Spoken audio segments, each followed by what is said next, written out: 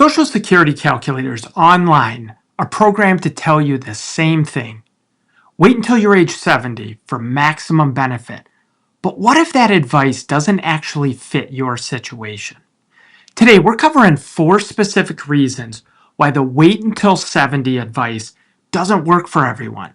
By the end, you're going to understand why your personal situation matters more than any generic calculator. And you'll have the framework that will help you start thinking through this decision based on what actually makes sense for your life.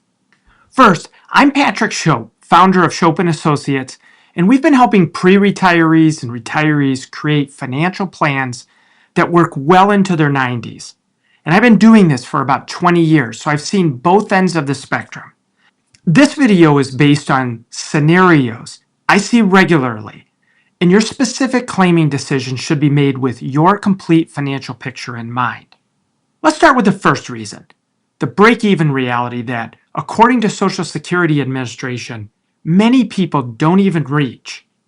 Here's what many calculators show you. Let's say that your full retirement age Social Security benefit is $2,500 per month. If you were to claim at age 62, that drops to about $1,750 per month. That's a 30% reduction. But if you wait until age 70, it jumps to roughly $3,100 per month. The math seems clear, right? Wait 8 more years, and in this scenario, you get about 77% more income, with the general rule being roughly an 8% yearly increase after full retirement age until you reach the age of 70. But here's what those calculators don't emphasize. You need to live to around age 82 to break even. Calculators typically put this 70 versus age 62 break even around age 80 to 82, which many, but not all retirees reach. And according to Social Security Administration, women statistically have longer life expectancies. From age 62 to 70, assuming you've chosen to wait until full retirement age, you're collecting nothing, while the person who claimed early has already received about $168,000 in total benefits. If you were to claim at age 62 and live to age 80, which is still a good long life, you'd have collected about $378,000 in total benefits. The person who waited until age 70 and is also living at age 80 would have collected about $372,000 by that age. Though if they lived past age 82, the higher monthly payment would result in more total lifetime benefits. This brings us to the second reason. Health decline can make early money way more valuable for some people. For many people, a dollar at age 62, when you can travel, play with your grandchildren, or pursue hobbies may be worth more than a dollar at age 80 when you might be dealing with mobility issues or health concerns. There's what researchers call the go-go, the slow-go, and the no-go phases of retirement. Studies like Michael Stein's or even David Blanchett's conceptualize these theoretical spending phases to suggest that retirees tend to spend more early and less later. Many people in their 60s and early 70s are in what's called the go-go phase. You're active, you're healthy, you're eager to do things. This is when people take bucket list trips. They help their adult children, and they engage in physical activities. By your late 70s and early 80s, the typical retiree is in the slow-go phase. You're still independent, but you're much less active. The extra $600 per month you'd get by waiting until age 70 may matter way less if you're not as physically able to use it for the things that you dreamed about doing in retirement. It's worth considering whether or not you'd still be able to fully enjoy these activities at 78 the same way you could have at 65. The third reason is the opportunity cost of your 60s.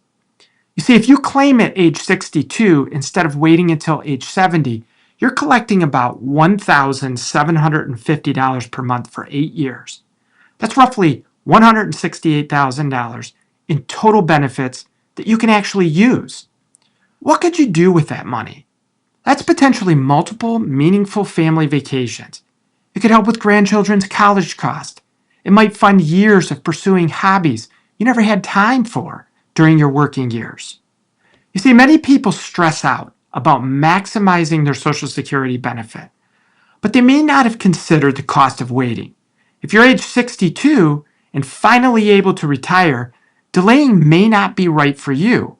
You need to consider your health, your goals, the whole picture in order to make the right decision for yourself. Now, here's the fourth reason. Understanding when waiting actually does make sense. I don't want you thinking that claiming at age 62 is right for everyone. There are absolutely situations where waiting makes perfect sense. The key here is asking yourself the right questions and maybe potentially finding a financial advisor you trust to work through them with you, which might include things like, did your parents or grandparents live well into their 90s? Are you in excellent health with no major concerns? Do you genuinely enjoy your work and aren't feeling burned out? Do you have substantial retirement savings that can support you without Social Security? If you answered yes to most of these questions, waiting until age 70, it might make sense. You have longevity on your side, you don't necessarily need the income immediately, and you can afford to wait for that 8% annual increase, which is built into the current benefit formula. But if your family history shows average lifespans, if you're dealing with health issues, if you're burned out from work, or if your retirement savings are modest, then claiming earlier might be the smarter move. You're not leaving money on the table. You're choosing to get value from your money when you can actually use it. But keep in mind, for married couples, there's another layer. If there's a significant age gap, or if one spouse has much higher lifetime earnings, maximizing that higher earner's benefit through delayed claiming can provide crucial survivor protection because delayed credits carry over to that surviving spouse. But few, if any, of these factors show up in generic break-even calculators, so be careful with that. These factors are all personal to your own specific situation, your health, your family history, and your financial picture. If you're still working before full retirement age, know that the earnings test can also temporarily withhold some benefits, but they're recalculated at full retirement age so you don't actually lose them. They just get delayed. Here's what I know. In my experience, the real question isn't, should I wait until age 70? It's what strategy aligns with my actual situation. If you value experiences over maximum dollars, have average family longevity, or have other reasons to want income sooner, claiming before age 70 might be exactly the right thing to do for you. Social Security isn't a test you can fail. It's a tool to support the retirement you want to create for yourself. Whether you claim at age 62, 67, or 70, you're getting benefits you've earned. The best choice is the one that fits your life, not the one that looks best on a spreadsheet or a generic online calculator. If you found this video helpful, go ahead and hit that like button and subscribe so that you don't miss our weekly videos on retirement planning strategies. We try to upload a new video every Thursday with insights that challenge conventional wisdom and try to help you make better decisions based on your actual situation. If you want to get a general idea of where you stand with your own retirement planning, I've linked our planning software in the description below. It'll give you a personalized assessment based on your specific situation and kind of help you see which claiming strategy might make the most sense for your plan. This is Patrick Shope, and I'll see you next Thursday.